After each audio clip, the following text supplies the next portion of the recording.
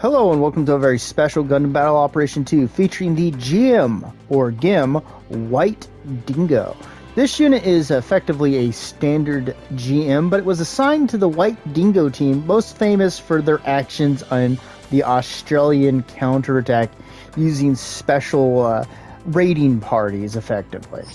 In-game, it's a 300 cost and up, ground-only general with a ballistic resistance and beam resistance of 19, a melee resistance of 14, a range strength of 14, a melee strength of 19, a movement speed of 125, a thrust gauge of 60. For parts, we have close range of 9, medium of 11, and long range of 3. For equipment, we have, as standard for this unit, the 100mm machine gun. However, we have a few different options in this slot. We can go with the, of course, beam spray gun, which does 559 damage, has a heat buildup of 25%, and a range of 200. It does have a 1-second cooldown, but that's not really that bad, honestly. And a lot of things in the early levels have a fairly low beam resistance. Fairly.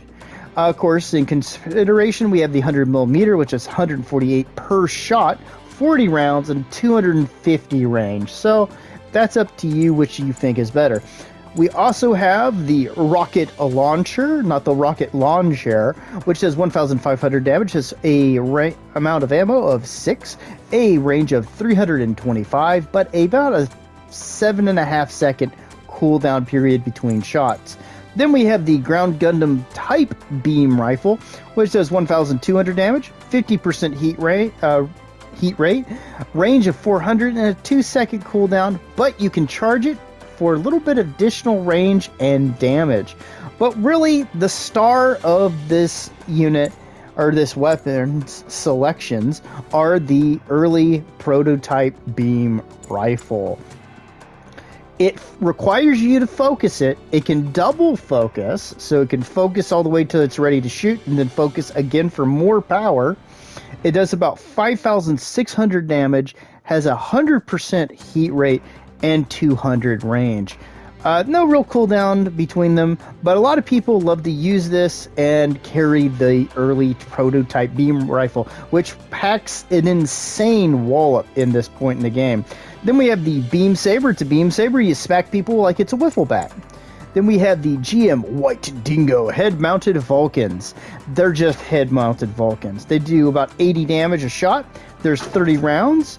They have a range of 175, no cooldown. I just think that most of these head Vulcans should be pushed up to 200 and it just be how it is. Of course, we have the hand grenade. E for explosive. Fun, of course. It does 1,000 damage. There's 3 of them. You have 150 range. Again, it should just be 200. There's about a 2.5 second cooldown between each grenade you can throw. These are fantastic because you can chuck them into melees and only worry about hurting the enemy. You can use them to effectively kind of build up a little bit of stagger on people. I just like to use them because they can be fun to get a little bit of extra damage on. Then we have the ground type shield. It's a small shield. It's not that great, but it's something. So, let's be thankful for that. For skills, we have Leg Shock Absorber level 3, Quick Boost level 3, Emergency Evasion System, High Performance Balancers, Melee Combo Controller, Shield Tackle, which is kind of odd on this, Release Ranged Output Limiter.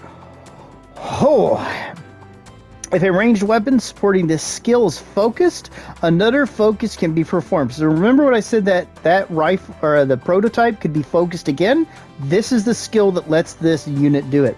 This is what really makes this unit special in a lot of ways, and kind of nasty at its point cost.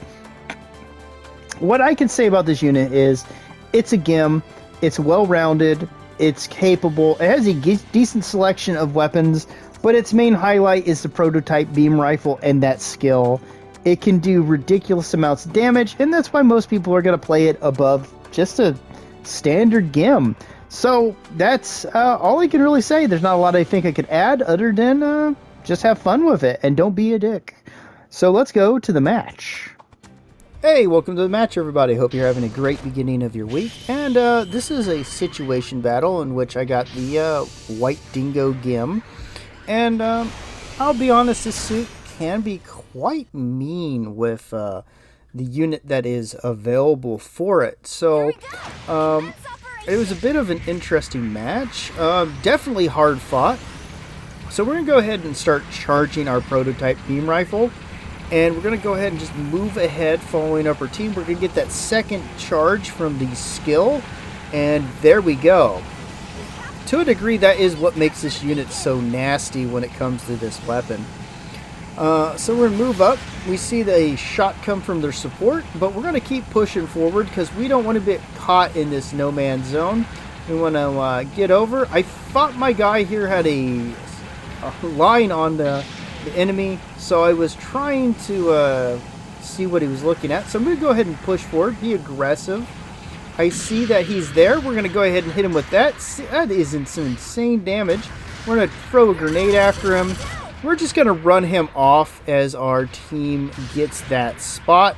Unfortunately, one of our guys has been knocked out, but it's early. So we're going to go ahead and back off, and we see two Gelgoogs charging up their beam rifles. They're charging up their lasers.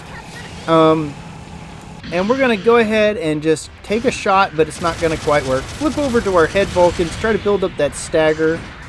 Throw a grenade in. Go in for that range, but get hit by our guy. We're going to see they're going to have a little bit of that trouble. And there's that one, oh god, jamming grenade. We're going to go ahead and try to get him to commit early.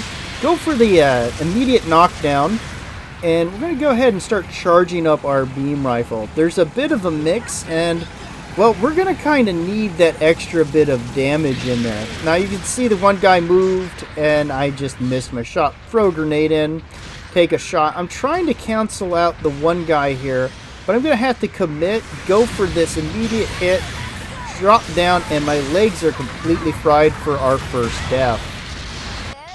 So we're going to spawn here at D.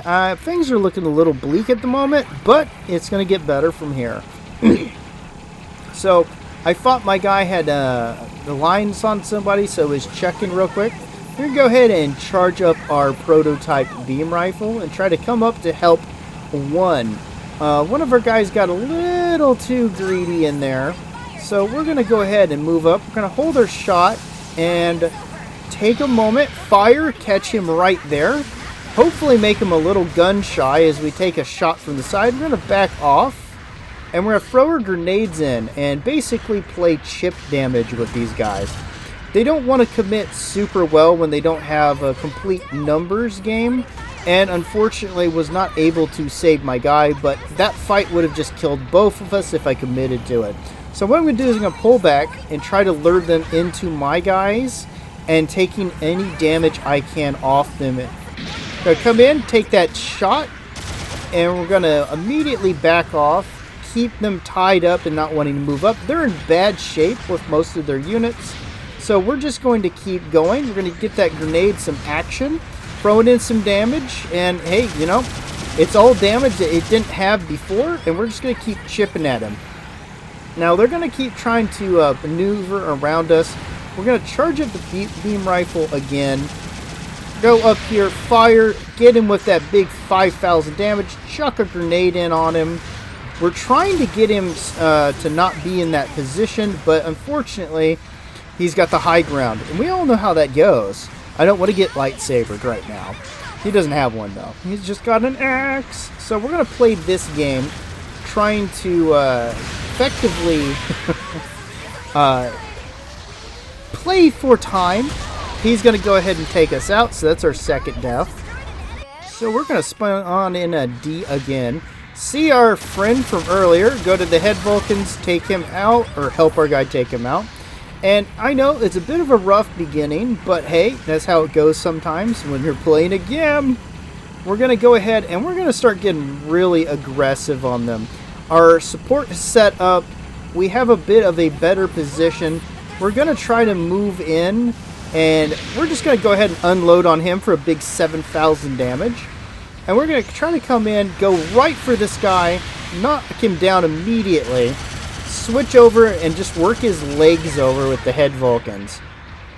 Now, we got him to split up a bit. We're going to throw a grenade in, not quite get that damage, and we're going to go for the prototype beam rifle charging again. Come around on them, drop that immediately into his leg, and then start harassing them with the head Vulcans.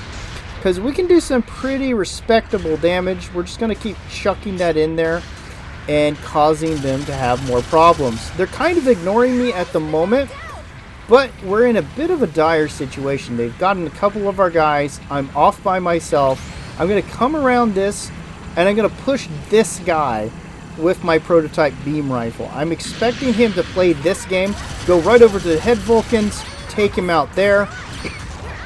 Now I'm the only guy besides, well, one of my guys is almost dead. The other one just spawned in. They're going to turn and try to deal with me because of the situation. I'm in their back lines. I could get some nasty side shots. They're going to have to push me, and they're both going to come over the top with the Gelgoog coming right here. But we're going to get a counter, knock him out immediately because of his low health. And we're going to, unfortunately, not get our charge off. The Zaku 2 is going to come for us, but we're going to dodge right out, and our guy is going to push him. We're going to hold back just a second because we want to let him do the push for us. And we're going to come in, go right for that beam saber, catch him, knock him down. It's all about crisis management at the moment. We're just trying to trip them up as best we can. And we're going to go right to the head Vulcans, get that little bit of chip damage. These guys are going to try to get aggressive on us. And we're going to try to keep them somewhat in the zone, but, you know, you can't keep them at auto zone. So we'll take him out with the head Vulcans. This guy's going to think twice about going for us. We're going to turn. Notice that they're not paying attention to us. Get him with the damage. Go immediately for the knockdown. Vulcan him down. We are starting to get this a little bit more evened up. Knock him down. And we're going to go right in there. Help him get taken out. Switch over to charging our beam rifle. Now what we're going to do is tie this guy up and try to keep him from doing too much. Hit him with that leg damage, then go for the Vulcans. The main thing is I know Gelgoogs have weak legs and break easy, so what we're going to do is just keep trying to tie him up. We're going to hold them at this position. Unfortunately, they just took the lead, and my guy pushed right into me, and they're going to take the match. But it was a valiant try, and I think we did pretty well for what it was. So let's see how we did. Ah, shame. Shame. Also shame. So we got 3 board spots and first place. Thanks for joining me. Bye-bye.